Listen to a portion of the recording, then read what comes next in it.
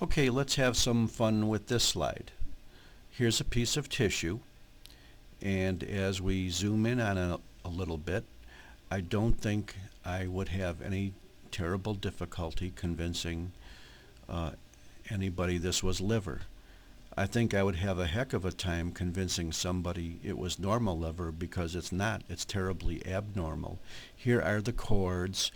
There could possibly be some remnant of a central vein in this area. It's really hard to say.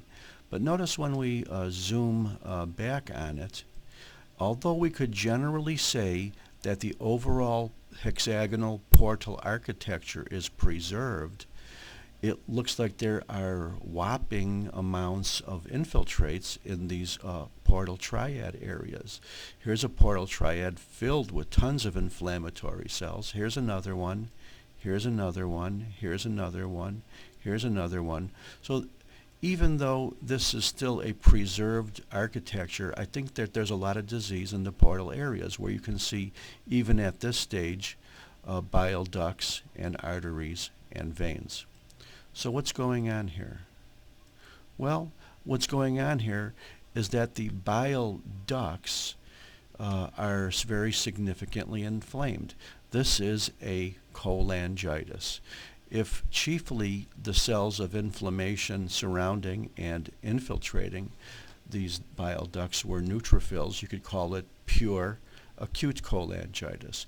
If the chief cell of inflammation was a lymphocyte, I think that would justify it as being a chronic cholangitis.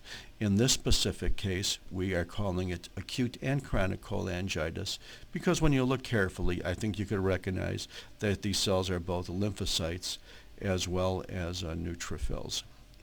The usual cause for acute, chronic, or any type of cholangitis are gram-negative bacteria, usually ascending from the lower portions of the bile duct upwards.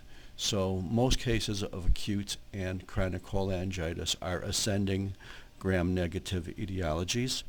And let's go back a little bit and just take a look at that liver again, where you could see virtually all the portal areas in this piece are involved with inflammatory cell infiltrates. Thank you very much.